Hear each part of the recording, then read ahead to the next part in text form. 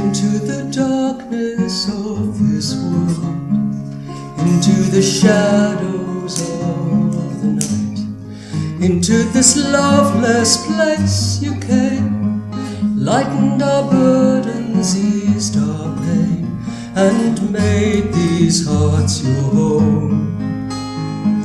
Into the darkness once again, oh come Lord Jesus, come.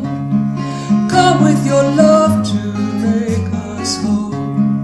Come with your light to lead us on, driving the darkness far from our souls. Oh come Lord Jesus, come.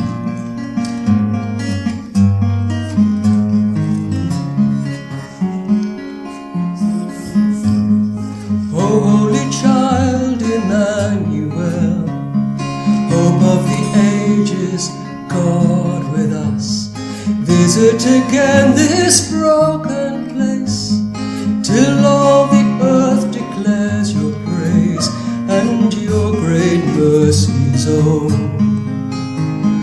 Now let your love be born in us, oh come Lord Jesus, come. Come in your glory, take your place. Jesus, the name above all names, we long to see you face to face. Oh, come, Lord Jesus, come.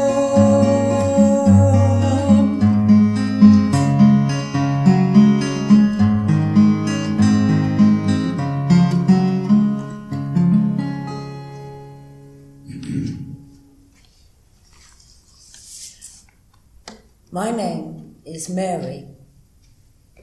I'm old now, and looking back on my life as the elderly often do, I remember a story, something that happened when I was quite young, a story of joy and heartache. So much heartache, but the joy was greater. And I often retell this story to myself because with everything that's happening in the world, I just feel it's overwhelming. You listen to the news, there's war, there's hatred, there's anger, there's lies, and I just feel as if I'm drowning in it. But this story keeps my hope alive because it's about creativity.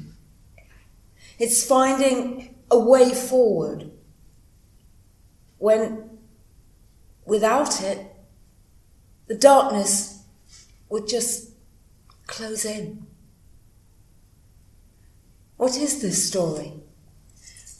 Well, it's got an unmarried woman who's pregnant at a time and a place when that is absolutely out of the question. There's a man who's supposed to marry her, but the child isn't his and is not happy about it. There's an older woman who thinks she's past her sell-by date and has got nothing left to give. There's an older man who is deaf and dumb. There's workmen, there's academics, there's a donkey, and spiders. Lots of spiders.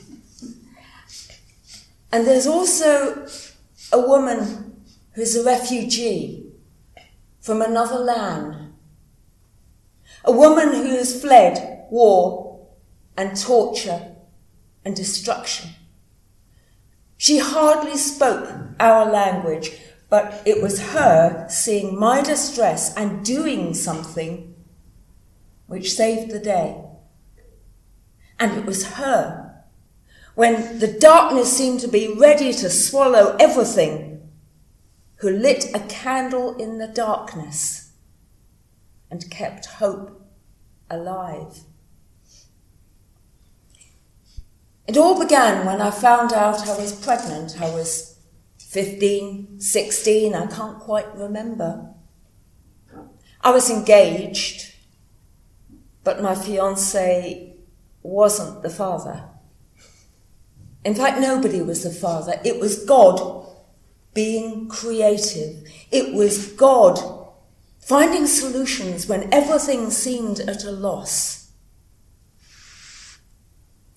It all began one day when I was alone at home. I thought I heard a noise behind me. I turned and there was a figure there, sort of hovering. To this day, I don't know whether it was male or female, it didn't matter. It sort of glowed, not with a light like this, not brightness, but just energy, life, excitement, joy. And this figure said to me, "Don't be afraid, Mary, my name is Gabriel. I've got a message for you from God." And then he bowed. To me. And the figure said, "Listen, you are the most important woman ever to be born. You are going to be the mother of the Messiah." Me?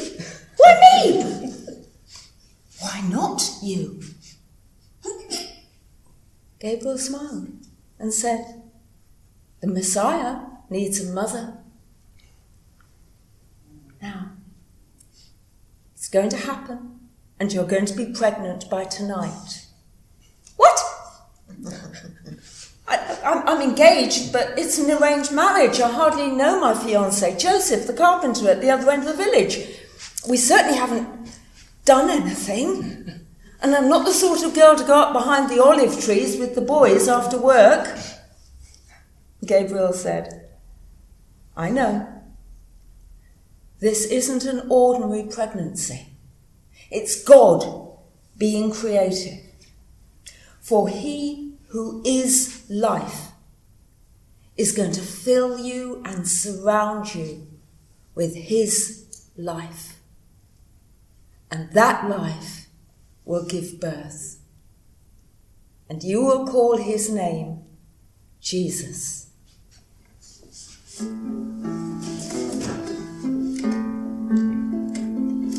The angel Gabriel from heaven came. His wings as drifted snow, his eyes as flame. "All hail," said he, "thou lowly maiden Mary, most highly favoured lady, Gloria. For known a blessed mother thou shalt be, all generations, Lord, and honour thee. Thy son shall be Emmanuel, but seers foretold, most highly favoured lady, Gloria. Then gentle Mary meekly bowed her head. "To me be as it pleaseth God," she said. "My soul shall laud and magnify his holy name, most highly favoured lady, Gloria. Of her Emmanuel the Christ was born, in Bethlehem all on a Christmas morn. And Christian folk throughout the world will ever say, most highly favoured lady, Gloria. Gloria.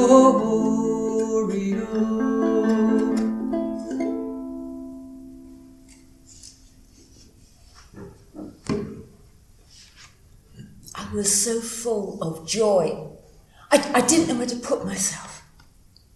But Gabriel looked at me and said, "Listen, if you want even more good news, your aunt, Elizabeth, she's pregnant too." "What?"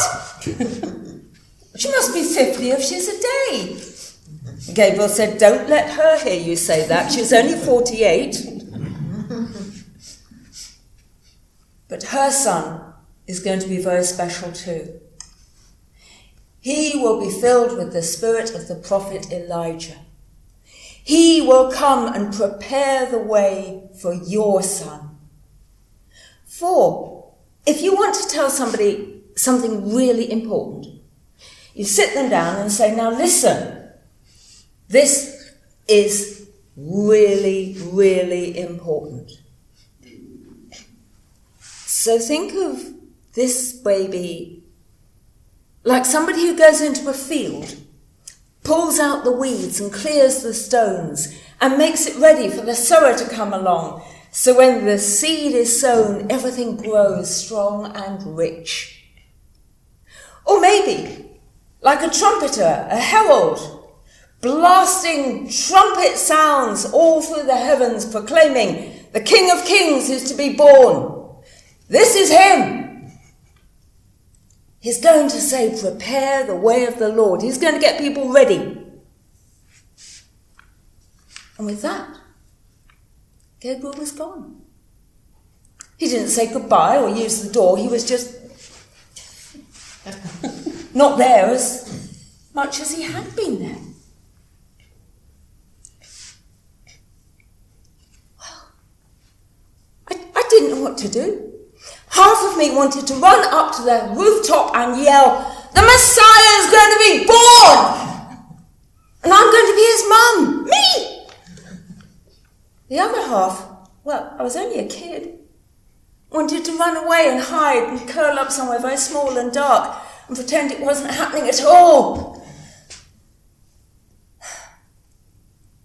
Worst of all, my parents were going to be home soon. What was I going to tell them? What was I going to tell Joseph?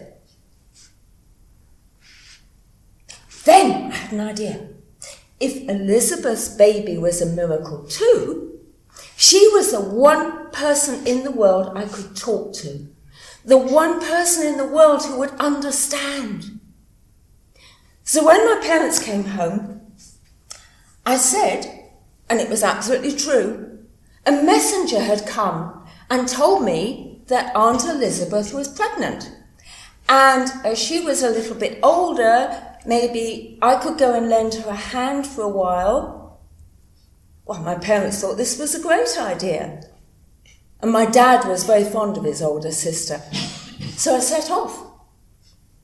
It was a long, long walk, a couple of days.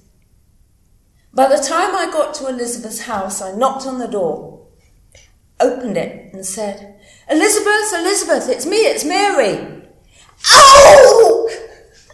Howl from inside. I rushed inside. What's wrong? What's wrong? Elizabeth was there, bent double, cradling her belly and saying, oh! I sat her down and said, what's the matter? What's the matter? And she said, when I heard your voice, it was as if the baby inside me did a somersault. It's as if it was leaping for joy. And oh, there he goes again. So I sat next to her and held her hand and told her why I had come. My spirit magnifies the Lord, and it praises God my Saviour, for he has blessed his lowly one and looked on me with favour. The mighty one remembered me, and future generations will all recall that I delivered the one who saves the nations. Holy is Almighty God, his mercy overflowing to all who love and honour him, from age to age bestowing. For he has shown his power and scattered those who don't revere him. He toppled rulers from their thrones, and he lifted those who fear him. The hungry have been satisfied, the rich are leaving empty, for he has favoured Israel and lavished us with plenty. Our God remembered Abraham's descendants with his blessing. He always keeps his promises, and his mercy is never ceasing.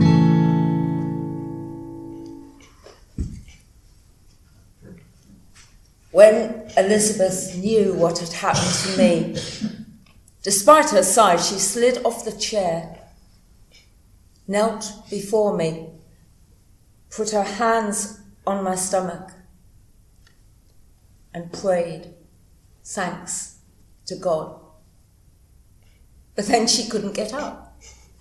So I got cushions and rugs, and we curled up on the floor together, and we ate dates, for they are good for unborn children and for mothers. And we talked. And Elizabeth told me how her pregnancy had happened, for Zechariah, her husband, was a priest in the temple and been offering incense. And an angel had appeared to him as well and said, "Listen, Zechariah, your wife Elizabeth is going to have a baby." And Zechariah said, well, she can't, she's too old. And the angel said, "Don't argue with me. She's going to have a baby, and it's going to have the spirit of the prophets, and it was the prophet Elijah, and it's going to be the one to prepare the way for the Lord, for the Messiah. And you must call him John." Now, Zechariah was the sort of man who liked the law kept to the very last dot and comma. He liked things ticked and correct and make sure they fitted exactly where they should. And so he looked the angel up and down and said, "And who are you, young person? How am I to know that you are telling the truth and this is actually going to happen?"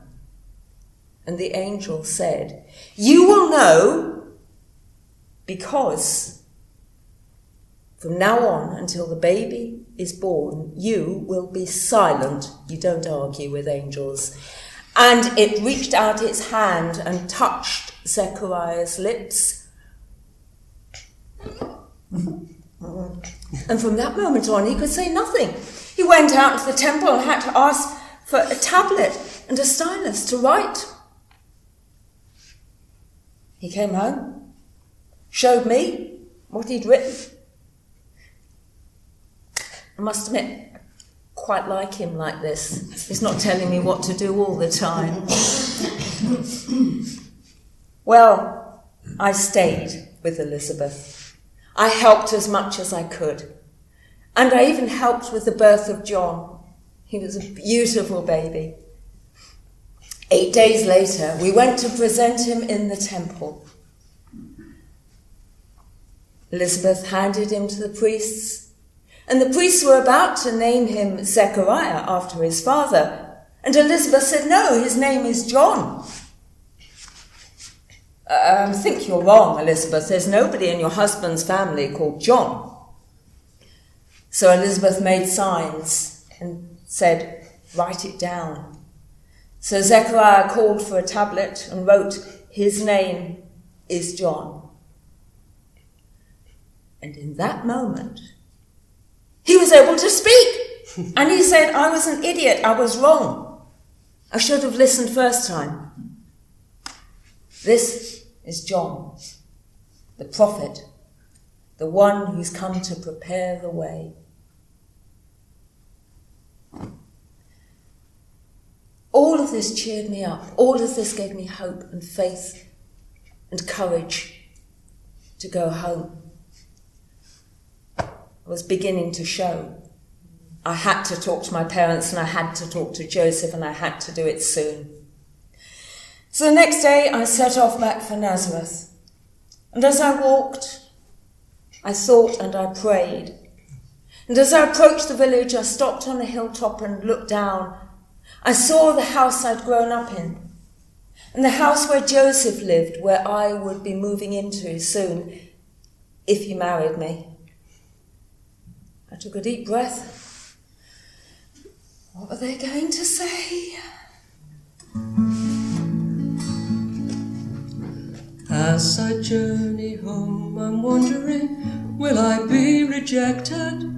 For when my parents see, they'll know that I'm not as they expected. When Joseph knows, I don't suppose that he'll be pleased to see me. And when I tell him how it happened, I wonder if he'll believe me.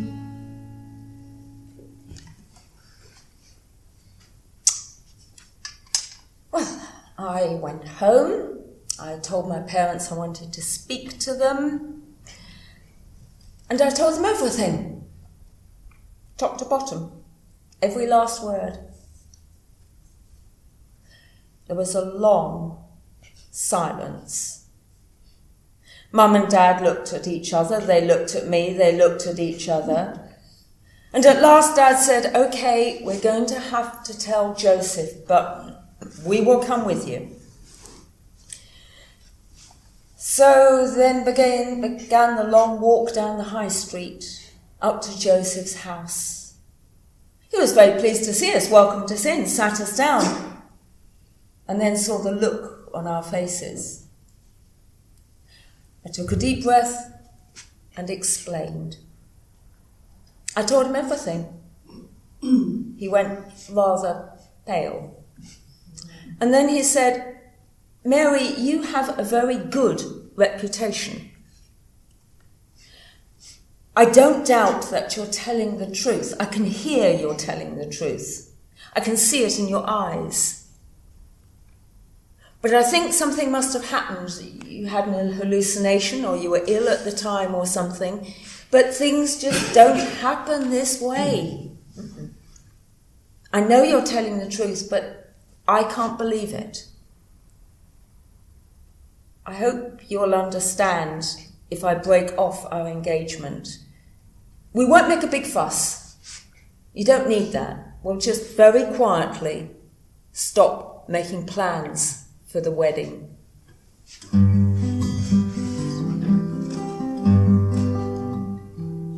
When Joseph was an old man was he. He was pledged to marry Mary, the Queen of Galilee. He was pledged to marry Mary, the Queen of Galilee. Now Joseph and Mary walked through an orchard good.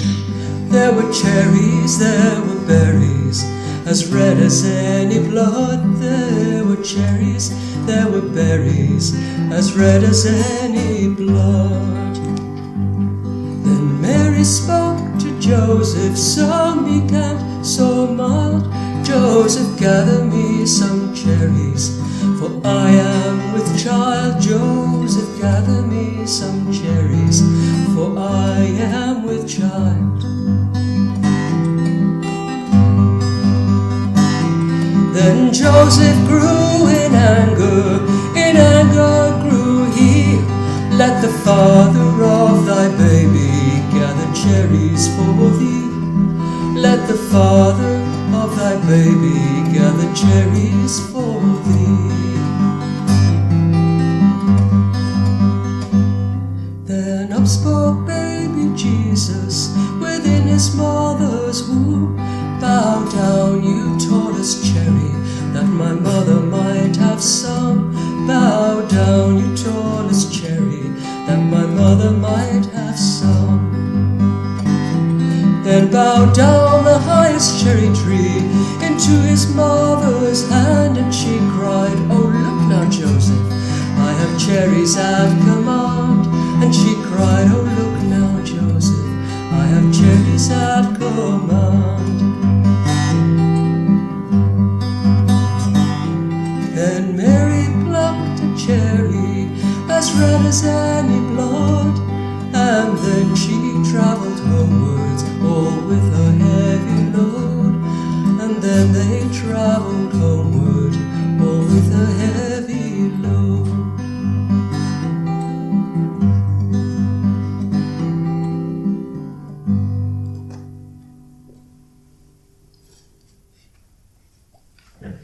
The following day, Joseph knocked on our door. He took off his cap and shuffled his feet in the dust of the road. Dad invited him in and asked him to sit, but he stood awkwardly. He asked if I was home. And then he said, "Mary, I've come to ask your forgiveness. I should have listened more closely, because Last night I dreamt an angel told me that every word you had said was true. And I am to marry you if you will still have me. I am very sorry. Can you forgive me? Of course, I said. If I'd been told that story, I wouldn't have believed it either. And I do believe that you are the man that God has chosen to act as a father to our child. So we were married quite quickly and without a big fuss. There were enough gossips in the village looking at my belly and counting off the dates. We didn't need a big fuss. I moved into Joseph's house, and out of respect for the child I was carrying, he slept in the back room just until the baby would be born. And we thought that was it. We'd got married, we'd settled down, we were making a home. But things always go topsy-turvy when you least expect them. Israel was ruled at the time by the Roman Empire, and Caesar Augustus decided, as men of power like to do, to make sure he knew exactly how many beans he'd got in the jar. He wanted to know how many people were under his sway and what their skills were.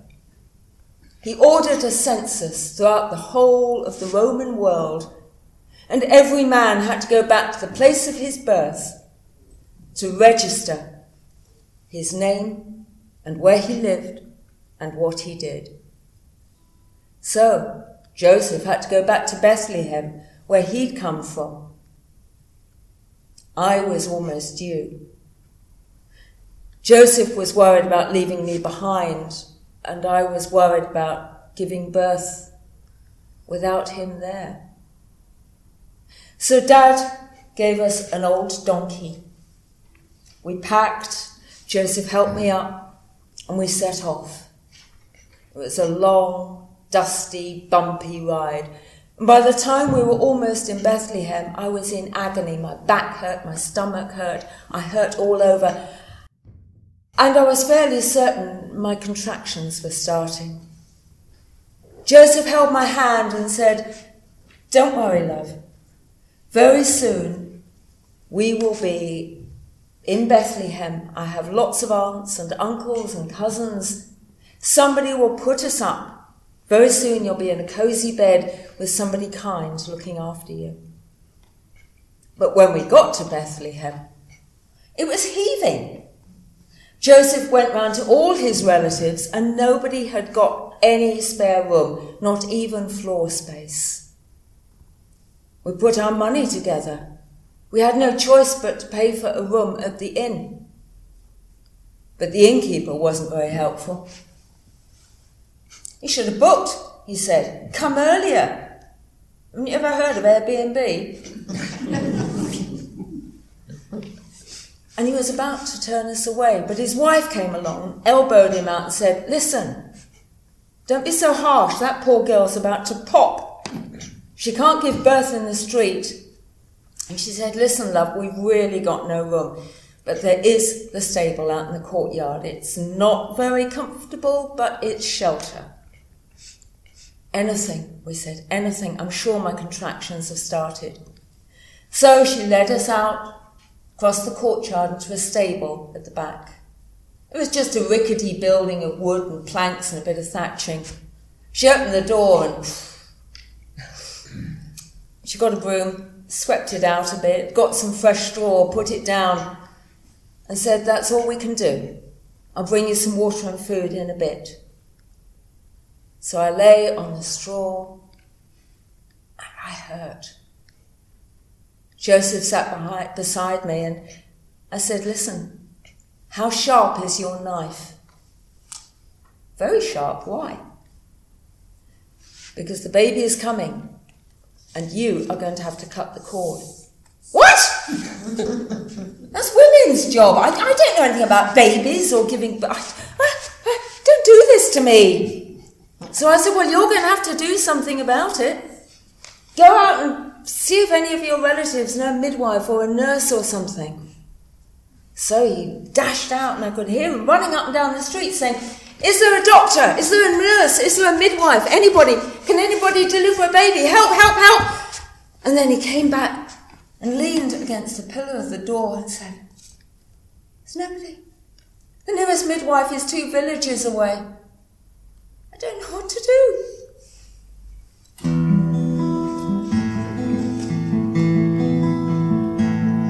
When Caesar Augustus determined to learn about those in his power, he made them return to the place of their birth and their family name. And so Joseph and Mary to Bethlehem came. They searched through the town, but found nowhere to rest. And Joseph grew weary, and Mary distressed, for her baby was due, and might any time come. But no one could help them, or rent them a room.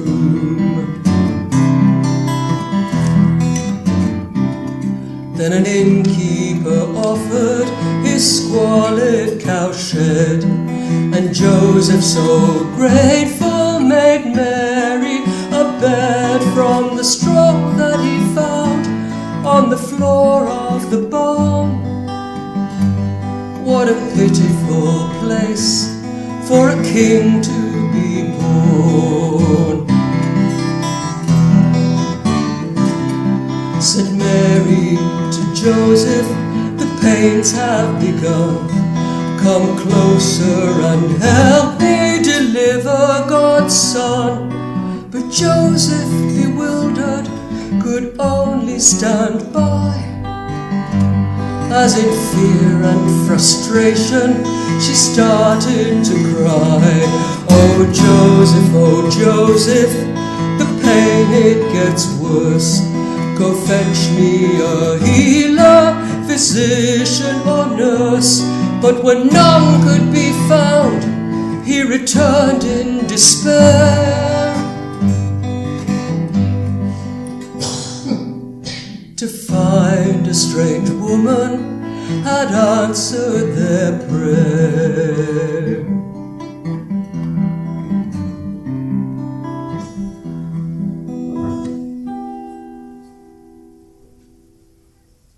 While Joseph was panicking, I heard footsteps coming across the courtyard, and a voice said, Baby here, come.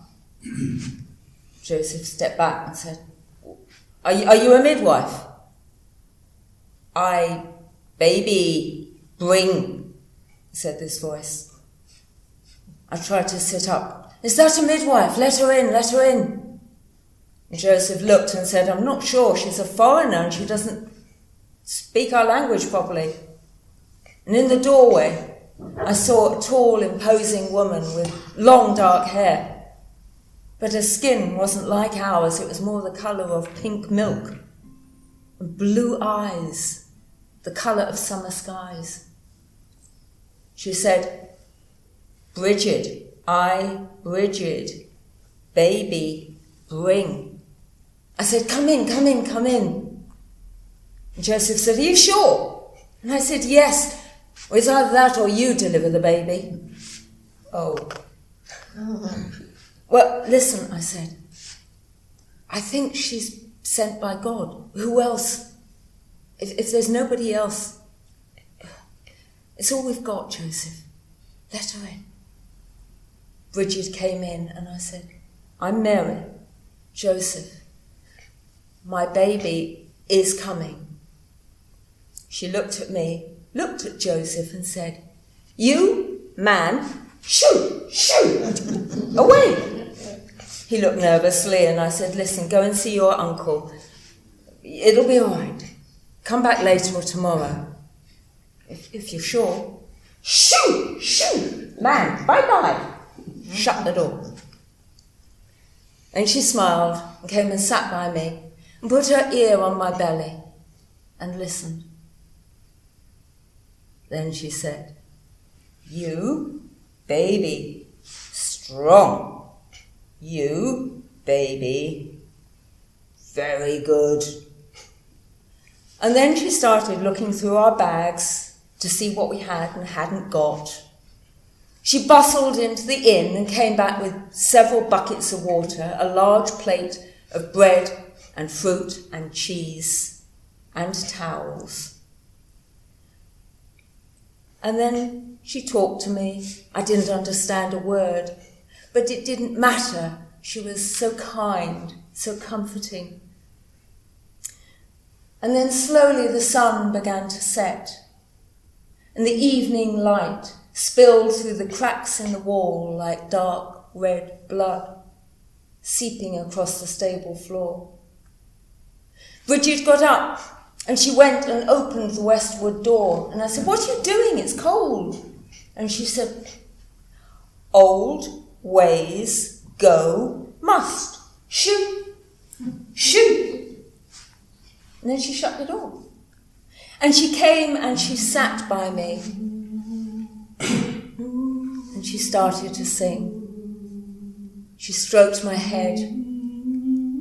She gave me sips of water, small bites of food. Just before dawn, our baby was born. Beautiful. Bridget washed him, wrapped him in clean linen and a woolen shawl, showed me how to put him to my breast. And then she went to the eastern door of the stable where the golden light of dawn was coming in. I said, "What are you doing?" She said, "Baby, new ways in, come, welcome." Lule, lule, thou little tiny child. Bye bye, lule, lule. Lule, lule, thou little tiny child. Bye bye, lule, lule. Sleep while you can. God's rescue plan comes to us on this day. A peace you bring, to you we sing. Bye bye, lule, lule.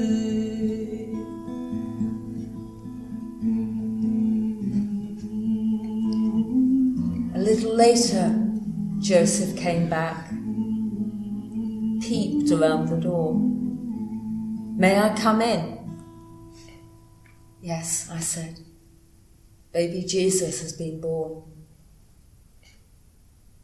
He came and stood by us and looked at our child, so alive, so wonderful, seemed to almost glow with life. Joseph held up his hands and prayed, "God who is good has done good."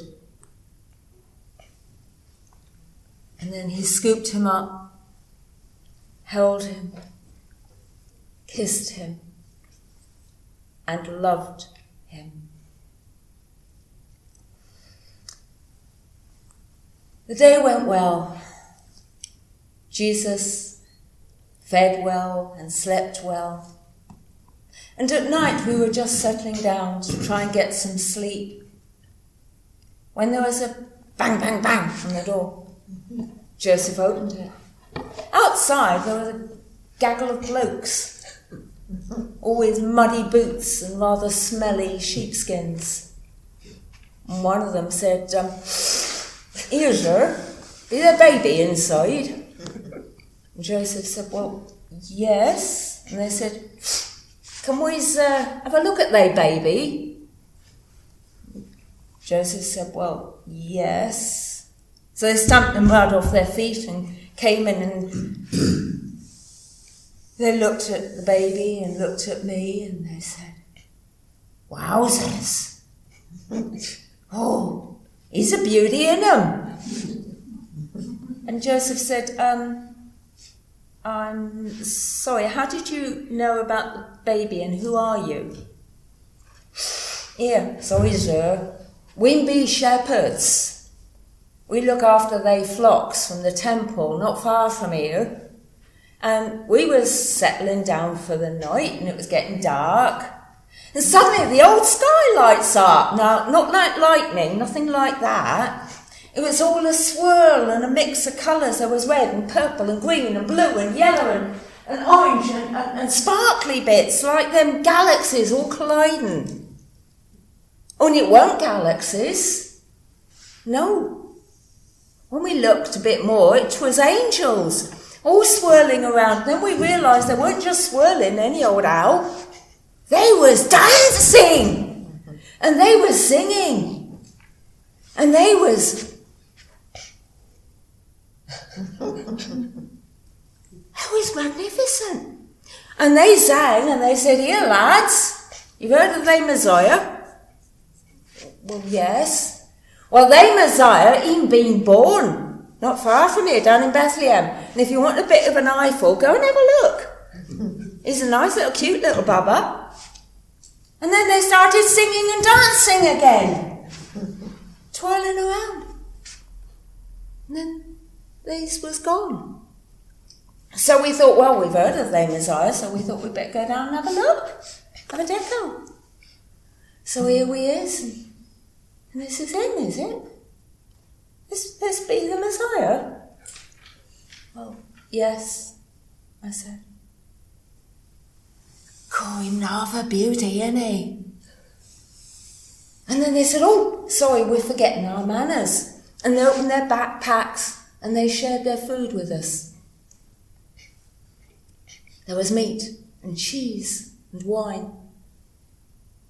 And then when baby Jesus got restless and needed a feed, they said, begging our pardon if we stayed a bit too long, but this is something special.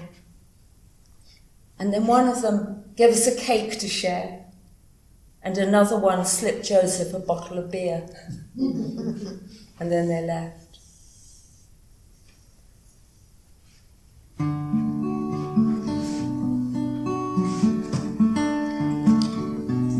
While shepherds watched their flocks by night, all seated on the ground, the angel of the Lord came down, and glory shone around. Fear not, said he, for mighty dread had seized their troubled mind. Glad tidings of great joy I bring to you and all mankind.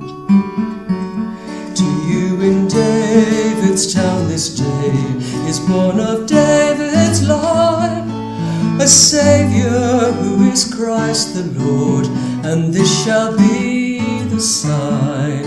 The heavenly babe you there shall find, to human view displayed, all meanly wrapped in swathing bands, and in a manger laid.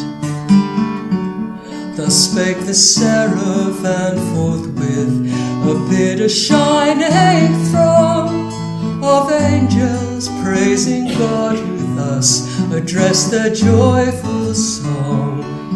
All glory be to God on high, and to the earth be peace. Goodwill henceforth from heaven to men begin and never cease.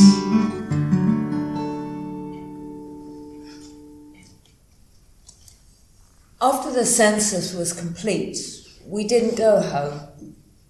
Joseph had been offered work by his uncle, better work and better paid.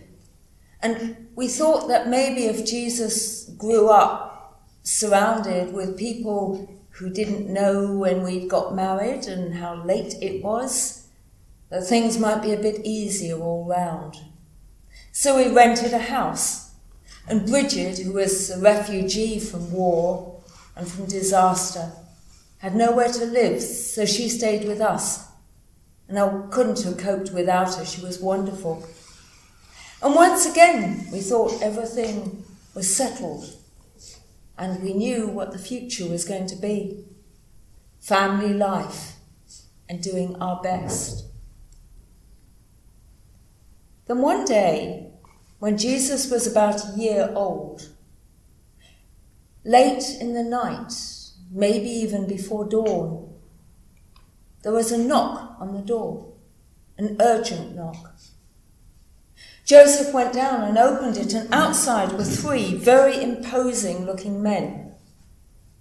They had very dark skin, black beards, silk turbans, jewels in their ears, fur cloaks, embroidered silken clothes, rings on their fingers. And they said, "We are very sorry for disturbing you. Was there a baby born here about a year ago?" Joseph said, "Well, yes, there was. How can I help you?" And they said, "May we come in? We've come a very long way to see this child." By all means, Joseph welcomed them in. I was awake by the noise, as was Bridget, and hearing they wanted to see Jesus, they brought him down. He was sleepy but didn't cry, because he was so amazed at the sparkling gleams of these cloaks and jewels. And he toddled across the room and started playing with the golden tassels on one of these men's cloaks. And then, imposing and rich as they looked, all 3 men knelt to the little child. And from their bags they brought out gifts to present to him. The first one gave gold. Well, that would be useful. The second gave frankincense. We'd take that to the temple as an offering. The third one had a jar of myrrh, which he unstoppered. Balmy oil. What was that for?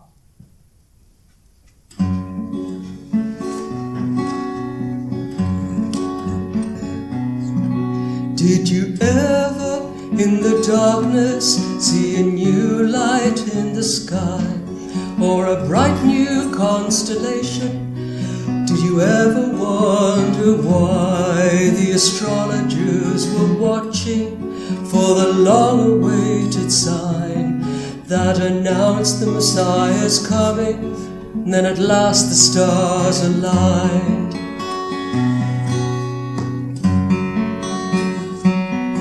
Did you ever hear the story of their journey through the night, bedding down and sleeping deeply when the sun was at its height? On arrival in Judea, to the governor they went, each assuming that a new king would have been of royal descent.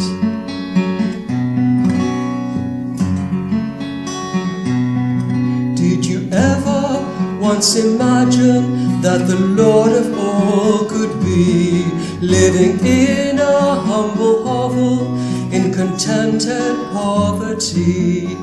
When at last the travellers found him, they were overwhelmed with joy at the sight of God's completeness in this tiny Jewish boy.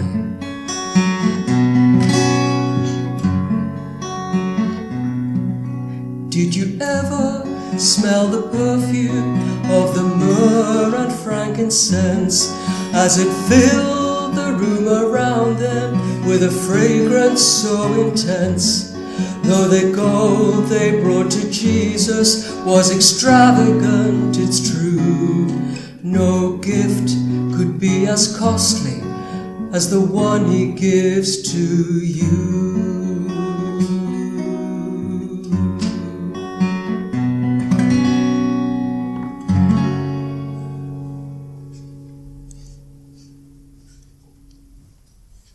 We looked at these men and said, "This is incredibly kind of you, but how did you know about our baby? How did you know he was special?" "Well," they said, "we are wealthy. We have the privilege of not having to earn a living with labour. We watch the stars. We try to understand the ways of mankind.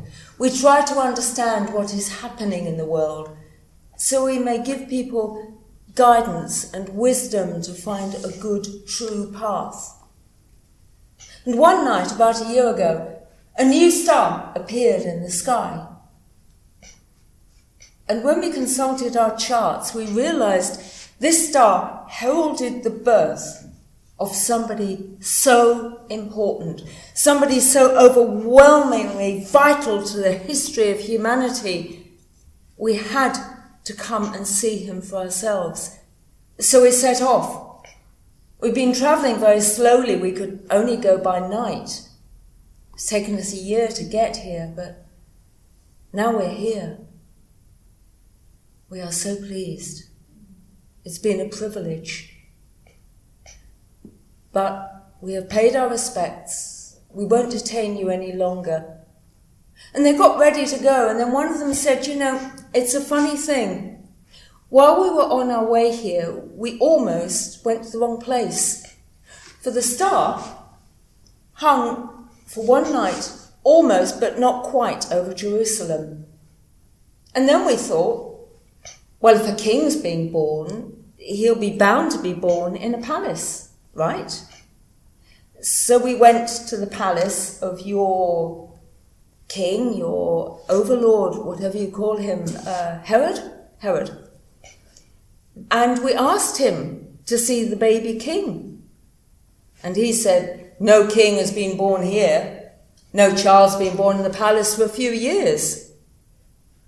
But in that this is my domain, if a king has been born here, it is only right and proper that I also go and pay my respects. Will you come back when you leave, when you find the child and you're on your way home? Will you come back and tell me where to find him? For I must go and greet him. It's only proper. And so we did, said the man. He saw Joseph and I exchange glances. Is something wrong? Herod is not a good man, I said. He is cruel, he is harsh.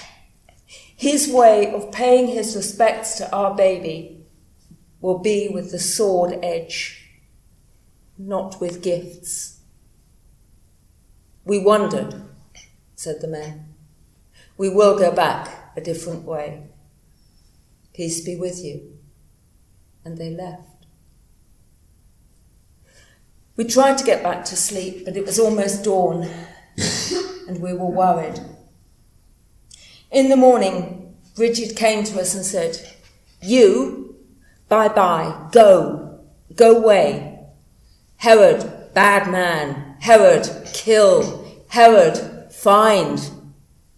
You, shoo, go away. Another world, another place. And she started packing our bags. Joseph could see she was right. He checked the donkey over and helped her with the heavier bits of packing. But we decided to leave after dark when no one would see us go. That was a big mistake. For as night began to fall, there was the sound of boots in the street. There was screaming. There was shouting. There was men rushing out with sharpened sticks. There were women wailing. And there were soldiers with blood on their swords. And from outside there came the cries of my baby! My baby! Who's that knocking on the window? Who's that knocking on the door? What are all those presents lying on the kitchen floor? Who is the smiling stranger with his hair as white as gin? What is he doing with the children, and who could have let him in? Why has he rubies on his fingers? Cold, cold crown on his head. Why, when he calls his carol, does the salty snow run red?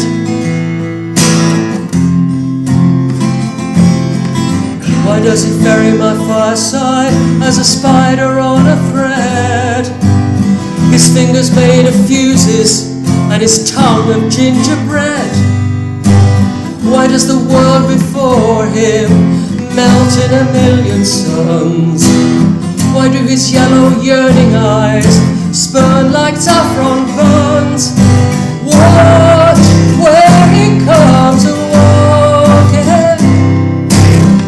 out of the Christmas flame, dancing, double talking. Herod is his name. Oh, Herod is his name.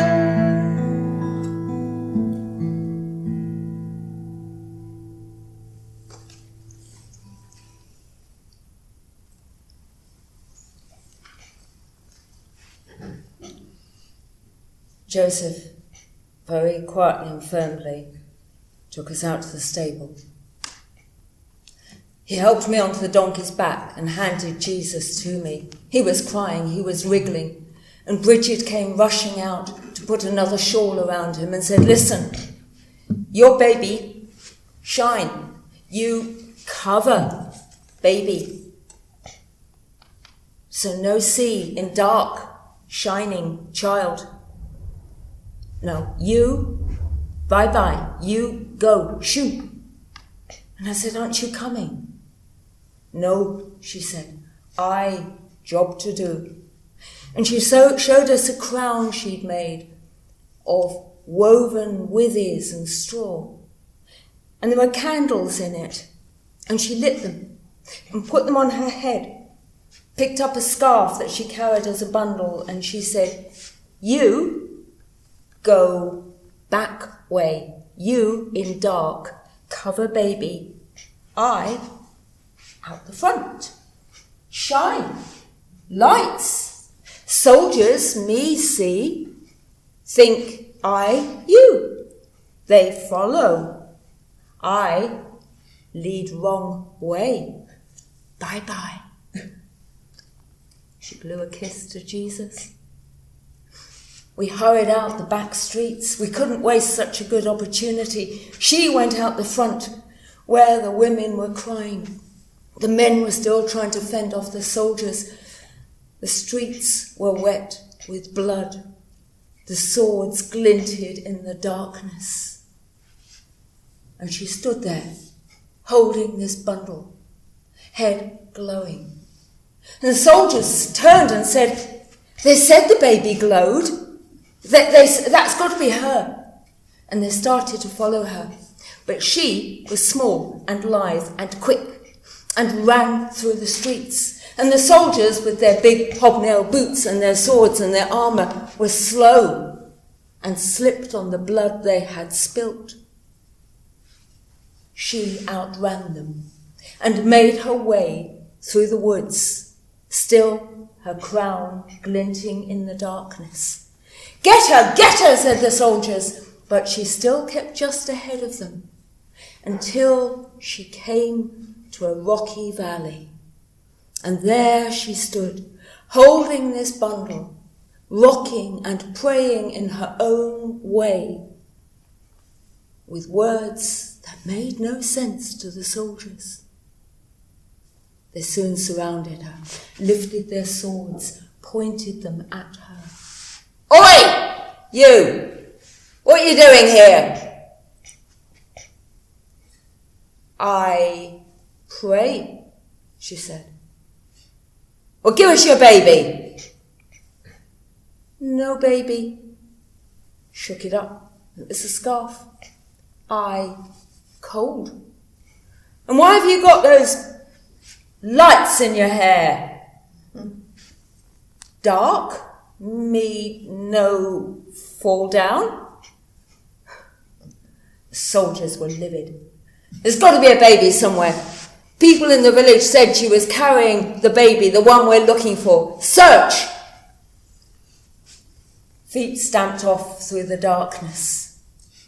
I heard the swish of swords cutting at undergrowth. There's nothing here, Sarge.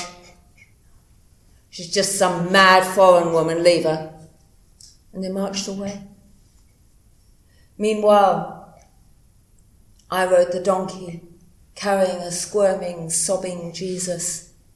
Joseph walking beside us as we escaped into the hills, praying that maybe Bridget's ingenuity had saved more lives also.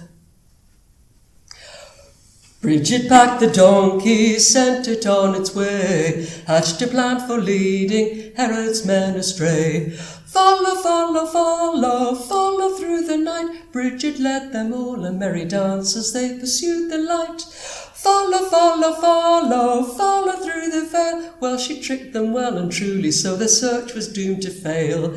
Bridget wove a crown of leaves and vines and thread. Brining bright with candles, she placed it on her head. Follow, follow, follow, follow through the night. Bridget led them all a merry dance as they pursued the light. Follow, follow, follow, follow through the veil. Well, she tricked them well and truly, so their search was doomed to fail. Weeping, crying, wailing, Bridget led the soldiers on, and they naively followed where the candles shone. Follow, follow, follow, follow through the night. Bridget led them all a merry dance as they pursued the light. Follow, follow, follow, follow through the veil. Well, she tricked them well and truly, so their search was doomed to fail. Stopping in the valley, Bridget stood alone, the swords gathered round with swords and arrows drawn. Follow, follow, follow, follow through the night. Bridget led them all a merry dance as they pursued the light. Follow, follow, follow, follow through the veil. Well, she tricked them well and truly, so their search was doomed to fail.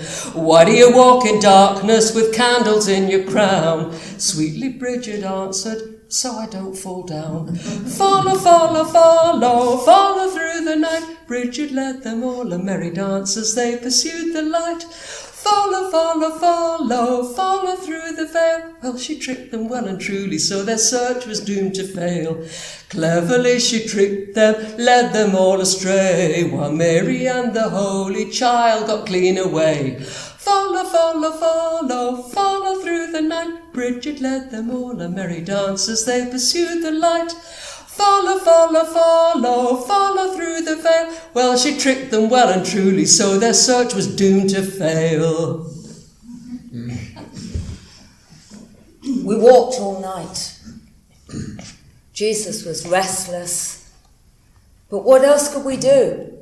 We had to get away.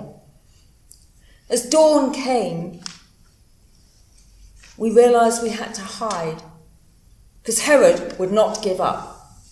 Not to lose a prize of an alternative king, one who would snatch the kingdom from his hands. He wouldn't give up, not for anything. But it was dawn, and we were in open scrubland. What else was there? Rocks, a few trees. It was hopeless. And then Joseph noticed an old tree was hollow.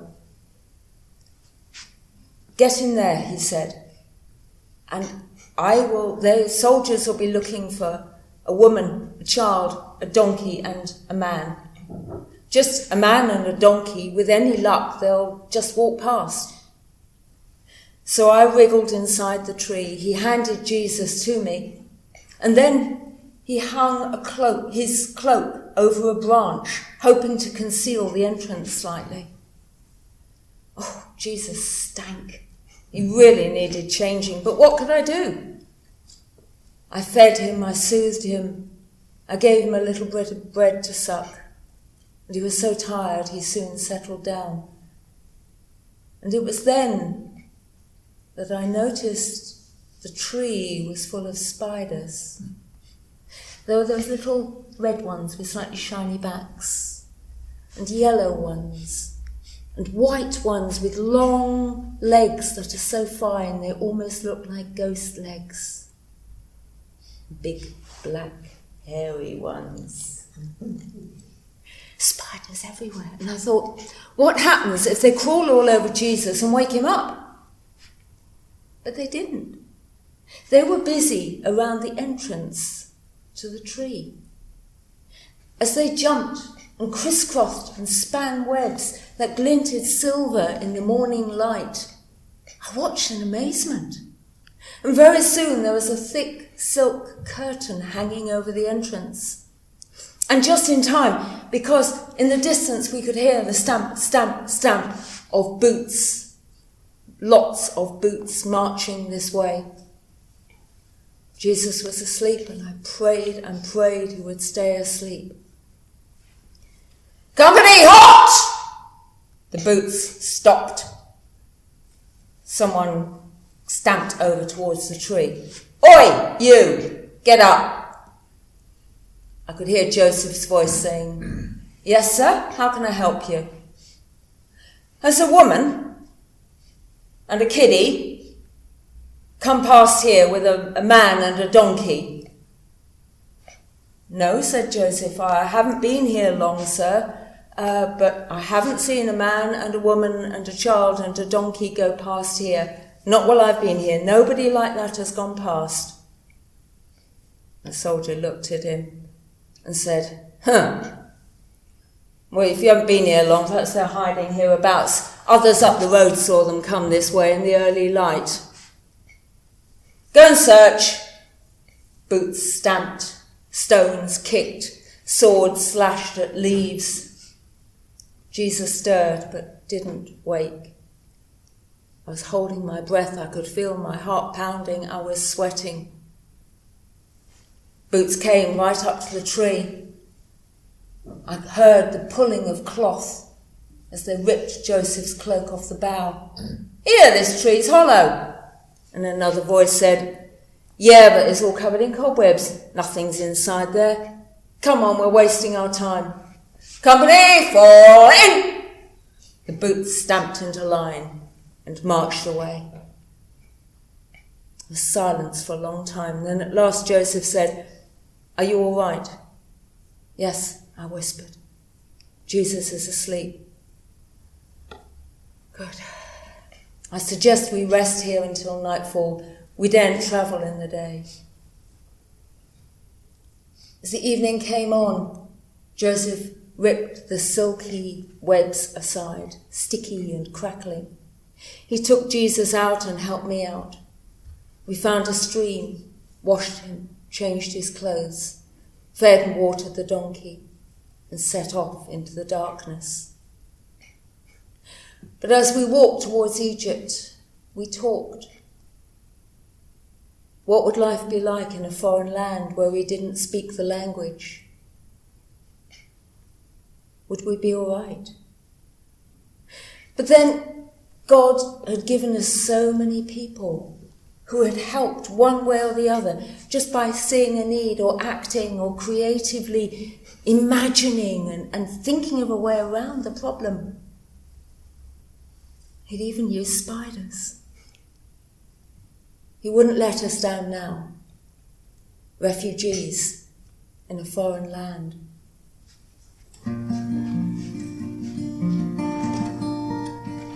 You must be wondering why we are telling you a tale you know of old. You've heard it since your infancy, so often it's been told. You've seen your child's nativity and yearly Christmas play, but now is the time to think again and see it another way. For there's a part for everyone, as you can clearly see, and Jesus needs each one of us for his nativity, to make this tale reality, so everybody will know that the Father's love is still reaching out wherever you may go. Now there's a part for the pregnant teen without a wedding band, and one for her bewildered man who still gives her his hand. Another for the childless wife who fears that she's too old, and for her husband who's filled with doubt at all that he's been told. The single, the dumb and the unbelievers all have work to do. The foreigner, the refugee, the donkey and spider too. For the baby grew up wise and strong to set all people free, and all of us have a part to play, including you and me. So follow, follow, follow on wherever God may lead, responding just as Bridget did whenever you see the need. For Jesus came for everyone to lead us into the light. So we wish you a wonderful Christmas time. God bless you and good night. Yes, we wish you a wonderful Christmas time. God bless you and good night.